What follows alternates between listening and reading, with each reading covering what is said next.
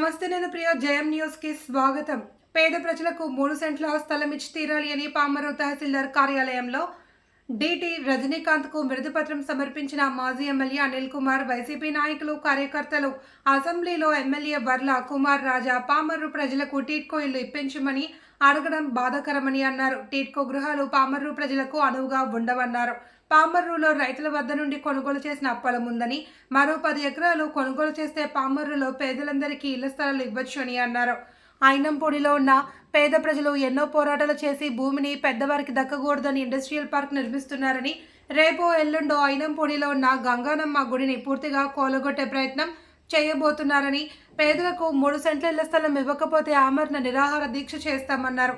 మనమంతా కలిసి ఒకరోజు వర్ల రామయ్య ఇంటికి వెళ్దాము.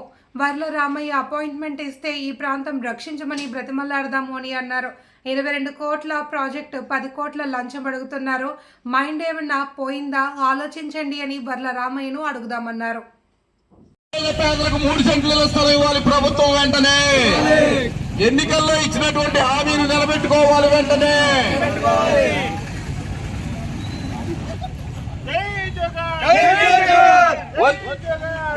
కలెక్టర్ ఆఫీస్లో మీటింగ్ ఉందని చెప్పి వెళ్ళారు. మేము ఈరోజు ఎందుకు వచ్చామంటే, గౌరవ శాసనసభ్యులు నిన్న అసెంబ్లీలో మాట్లాడుతూ పూర్తిగా అంతకుముందు ఎన్నికల ముందు మాట్లాడిన మాటలకి పూర్తిగా విరుద్ధంగా అబద్ధాలు అన్నీ కూడా అబద్ధాలు, డ్రామాలు, ఏడుపులు ఇవన్నీ తెలుసు కదా. అవన్నీ చేయగలిగిన నటుడు మన శాసనసభ్యుడు గారు. ఈయనంట టిట్కో ఇల్లు కడతాడు. ఇక్కడ ఈ పెద్ద గ్రామంలో టిట్కో ఇల్లు కడితే ఎవరికి ఉపయోగపడతాయి? టిట్కో ఇల్లు కడితే ఎవరు నివసించగలరు? టిట్కో ఇల్లు కడితే ఎక్కడైనా ఒక గేదెను కట్టేసుకునే అవకాశం ఉంటుందా? లేదంటే ఇద్దరు చిన్న పిల్లలుంటే ఏదైనా చిన్న షెడ్ వేసుకోవడానికి అవకాశం ఉంటుందా? ఏమి నష్టం వచ్చిందని చెప్పి పెనమలూరులో 80 లక్షలు 90 లక్షలు పెట్టి స్థలం కొని ప్రజలందరికీ కూడా ఇళ్ళు ఇచ్చిన పరిస్థితుల్లో ఇప్పుడు టిట్కో ఇళ్ళు ఎందుకు కట్టాల్సి వస్తూ ఉంది? ఆల్రెడీ ఇది రైతుల దగ్గర నుంచి ఆల్రెడీ ఈ ల్యాండ్ కొన్న ల్యాండ్ ఉంది. చిన్న చిన్న సమస్యలు ఉన్నాయి. ఆ చిన్న సమస్యల్ని పరిష్కారం చేసి పామరు గ్రామస్తులకి ఇంకొక 10 ఎకరాలు కొంటే మొత్తం అందరికీ కూడా ఇళ్ల స్థలాలు వచ్చేస్తాయి. అలాంటిది మీకు టిట్కో ఇళ్ళు ఎందుకు గుర్తొచ్చినాయి అని చెప్పి నేను అడుగుతా ఉన్నాను. అంటే ఇక్కడ ఐనంపూడి ఉంది. ఐనంపూడిలో గవర్నమెంట్ ల్యాండ్ ఖాళీగా ఉంటే వాళ్ళు ఏదో ఒక విధంగా ఏదో ఏం పార్క్ కట్టారు బాబు, అది ఇండస్ట్రియల్ పార్క్ కట్టేశారు.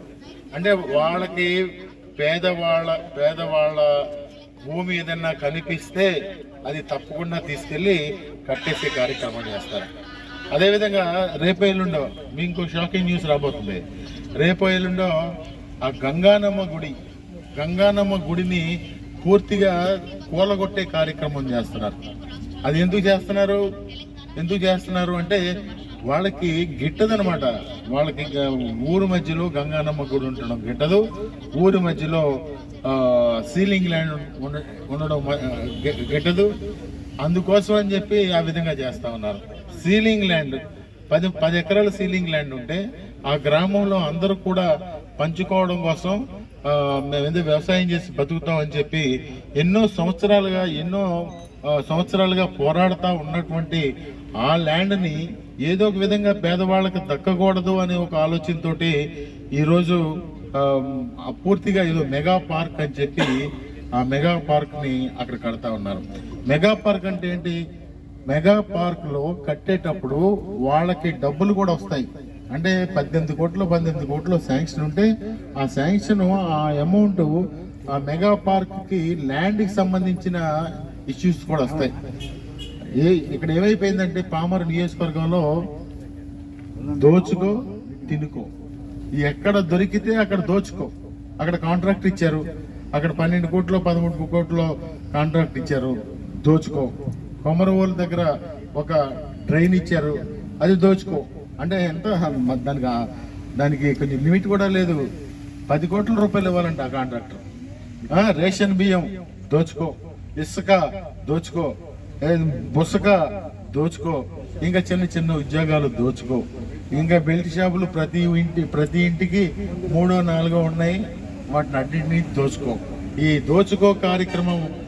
దోచుకో కార్యక్రమం తప్ప ఇక్కడ ఈ పామర్లో ఏమీ జరగట్లేదు. మనం అందరం కూడా ఒకరోజు ఒక కాగితం పెట్టుకుని ఒకసారి వరలరామయ్య గారి దగ్గరికి వెళ్దాం. ఎందుకంటే మీ అబ్బాయి ఈ విధంగా చేస్తున్నాడయ్యా, అన్నీ దోచుకో అంటే ఇక్కడ ప్రజలు ఏమైపోతారు? నువ్వేమో చాలా ఉద్ధరిస్తానన్నావు, ఈ జాతులను ఉద్ధరిస్తానన్నావు, ఆ జాతులను ఉద్ధరిస్తానన్నావు, నువ్వు ఎన్నో మాటలు చెప్పావు, కానీ మీ అబ్బాయి ఇక్కడ దోచేస్తున్నాడు. దయచేసి ఏమన్నా ఒకసారి అపాయింట్మెంట్ ఇస్తే వరలరామయ్య గారి దగ్గరికి వెళ్ళి బతులాడదాం. ఎందుకంటే అయ్యా ఈ ప్రాంతాన్ని రక్షించండి అయ్యా అని చెప్పి. ఎందుకంటే మనం ఎందుకన్నా ఏం చేయలేం కదా, లేకపోతే మన మీద పెట్టి కేసులు వేస్తారు, లేకపోతే కేసులు వేసి అరెస్టులు చేస్తారు.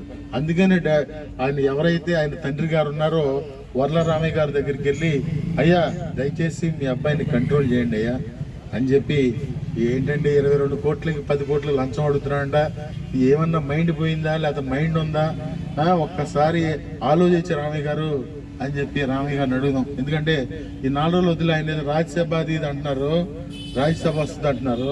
ఈ 4 రోజులు అయిన తర్వాత ఒకసారి మనం వెళ్ళి కనపడదాం. కనపడి అయ్యే మా ప్రాంతాన్ని కాపాడమని మనం మొక్కుకున్నాం. అందరికీ నమస్కారం. కూడా ఎక్కడ కూడా ఇళ్ల స్థలం ఇస్తాము అనే మాట ఎక్కడ కూడా ఈ ఎమ్మెల్యే గారు మాట్లాడలేదు. సరే ఇది ఎట్లయిపోతే మన తోటలూరులో కూడా సేమ్ ఇలాంటి సిచ్యువేషనే ఉంది. వాళ్ళకి కూడా ఇళ్ల స్థలాల గురించి ఇబ్బంది పడుతున్నారు. 7 ఎకరాలు ఇళ్ల స్థలం కొన్నారు, మొన్ననే కోర్టులో వచ్చిందని చెప్తున్నారు.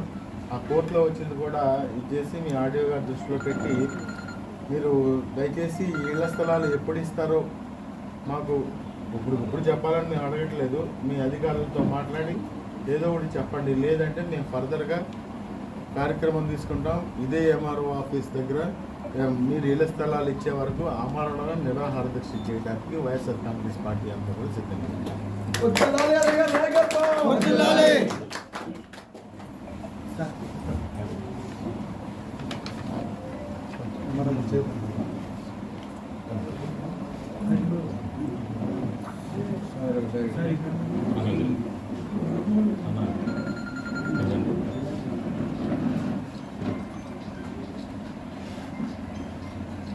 ఇంకో విషయం ఎంఆర్ఓ గారు, ఇప్పుడు నిన్ననే నేను గౌరవ ఎమ్మెల్యే గారు అసెంబ్లీలో మాట్లాడటం చేశాను. ఆయన ఏమంటారంటే టిట్కో ఇల్లు ఇచ్చేస్తారంట. టిట్కో ఇల్లు ఇవ్వడానికి ఇది పామరు సాధ్యపడదు. ఎందుకు పడదంటే టిట్కోకి అనుగుణంగా పామరు ప్రజల యొక్క జీవన పరిణామాలు వాళ్ళకి అంత అనుకూలంగా లేవు. అందరికీ ఒక గేదె ఉంటుంది, ఆ గేదెని తీసుకెళ్ళి ఎక్కడ కట్టేస్తారంటే 3rd ఫ్లోర్లో కట్టేస్తారు. ఇంకో చిన్న పని చేసుకుంటారు. వాళ్ళు తీసుకెళ్ళి ఎక్కడ కట్టేస్తారు. ఎట్టి పరిస్థితుల్లో టిట్కో అనేది ఈ పామర్కి సెట్ అవ్వదు. ఈ టిట్కోని అనవసరంగా ఏదో కాలక్షేపం చేయడం కోసం టిట్కోకి మేము ఇది ఇస్తున్నాం అది ఇస్తున్నాం అంటే అది జరిగేది కాదు, మేము జరగలేము. మీరు వేరే ఏదైతే 3 సెంట్ల స్థలం ఇస్తానన్నారో